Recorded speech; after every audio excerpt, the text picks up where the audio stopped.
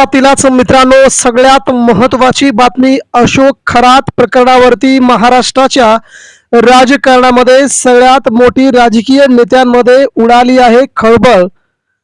सगळ्यात मोठी नावांची यादी आली आहे समोर आणि यामुळे महाराष्ट्राचं राजकारण खळबळजनकरित्या सगळीकडेच मित्रांनो हादरलं आहे। अशोक खरात प्रकरण महाराष्ट्रामध्ये जेवढ्या प्रकारात मध्ये व्हायरल झालं त्याही प्रकाराहून जास्त महाराष्ट्राची राजकीय नेत्यांची बदनामी झाल्याचं चित्र आपण गेल्या महिन्याभरापासून पाहत आहोत।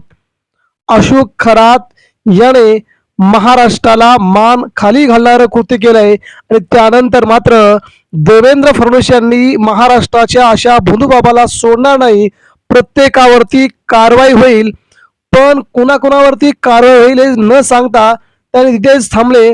मात्र आता चौकशीमध्ये अतिशय महत्त्वाचे कागदपत्र आणि अनेक जणांची नावं हाती लागल्यामुळे महाराष्ट्राचं राजकारण अतिशय वेगळ्या रीतीने बाहेर निघालंय।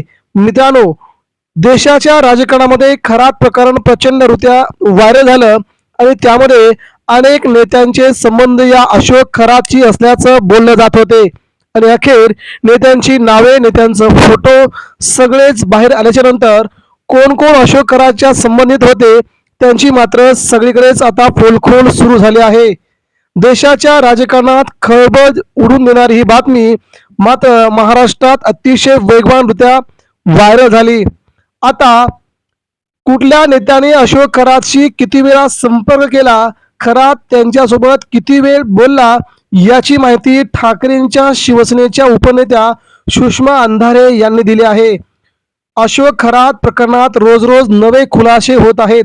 खरात शोषण केलेल्या महिलांकडून पोलिसांमध्ये तक्रार दाखल करण्यात येत आहे। त्याचे जमिनीचे व्यवहार, पैसे आणि कुठे कुठे कॅश मिळाली या सगळ्यांचा आता पोलीस तपास करत आहेत। खरात हा राजकीय नेत्यांच्या संपर्कात होता, त्याच्यावरती बड्या बड्या नेत्यांचा वधहस्त होता, त्यामुळे तो कुणालाही घाबरत नव्हता। ही धक्कादायक माहिती आता समोर आली आहे। राज्यातील काही बडे बडे नेते पौर्णिमा अमावस्याला खरातच्या बंगल्यावरती रांगेत उभे राहायचे, ही देखील सगळ्यात मोठी घडामोड आता समोर आली आहे। शिवसेना उद्धव बाळासाहेब ठाकरे पक्षाच्या उपनेत्या सुषमा अंधारे यांनी खरातच्या संपर्कात असलेल्या नेत्याची कॉल हिस्ट्री आता बाहेर काढल्यामुळे महाराष्ट्राचं मात्र राजकारण ढवळून निघालंय। कुठल्या नेत्याने किती वेळा संपर्क केला, खरात त्यांच्यासोबत किती वेळा बोलला याची माहिती अंधारे यांनी आपल्या सोशल मीडिया हँडलद्वारे दिली आहे। तत्कालीन मुख्यमंत्री एकनाथ शिंदे यांनी अशोक खरात याला 17 वेळा कॉल झालेत, तर शिंदे यांचे सर्वात संभाषण 21 मिनिटांचे आहे असे अंधारे यांनी म्हटलेलं आहे। ही सगळ्यात मोठी बाब आहे।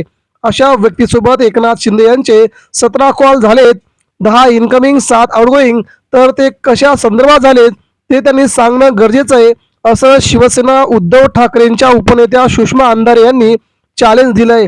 चंद्रकांत पाटील, सुनील तटकरे यांचे प्रत्येकी 8 कॉल आहेत। हे सगळे नॉर्मल कॉल आहेत, व्हॉट्सअप कॉल बद्दल मला माहिती नाही असंही सुषमा अंधारे यांनी म्हटलंय। मग चंद्रकांत पाटील, सुनील तटकरे यांनी कोणत्या कारणासाठी त्याला कॉल केले याची हिस्ट्री तुम्ही बाहेर काढा असं किंवा तुमचं कारण सांगा असंही चॅलेंज त्यांनी दिलंय। त्यानंतर रुपाली चाकणकरांचे 177 कॉल त्यांनी आपल्या पोस्टमध्ये पुढे म्हटलंय की व्हॉट्सअपची माहिती मिळत नसते। आता समजा पाहायला गेलं तर सर्वाधिक संपर्क कोणासोबत झाला असेल तर तो कुटुंबातील सदस्य आहेत। त्यानंतर रुपाली चाकणकर यांच्यासोबत आहे। रुपाली चाकणकर यांचे एकूण 177 कॉल खरातला झाले आहेत, तर त्यांची बहीण प्रतिभा चाकणकर त्यांचे 236 कॉल आहेत। 33,000 पेक्षा जास्त सेकंद रुपाली चाकणकर यांच्यासोबत बोलणं झालंय।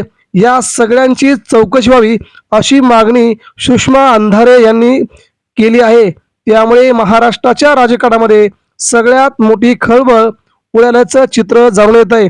आगामी काळामध्ये अजून कोणकोणत्या नेत्यांची नावे येतात ती बघावं लागेल। मात्र या बातमीने राज्याच्या राजकारणात खळबळ उडून दिली असून सुषमा अंधारे यांनी मात्र याची कसून चौकशी करावी। मुख्यमंत्री देवेंद्र फडणवीस यांनी याबद्दल चौकशी करावी अशी मागणी त्यांनी केली आहे। त्यामुळे शिवसेना या बाबतीत प्रचंड आक्रमक झाल्याचं चित्र दिसून येत आहे। याबद्दल मित्रांनो आपल्याला काय वाटतंय आपण देखील आपल्या प्रतिक्रिया आमच्यापर्यंत पोहोचवा. धन्यवाद.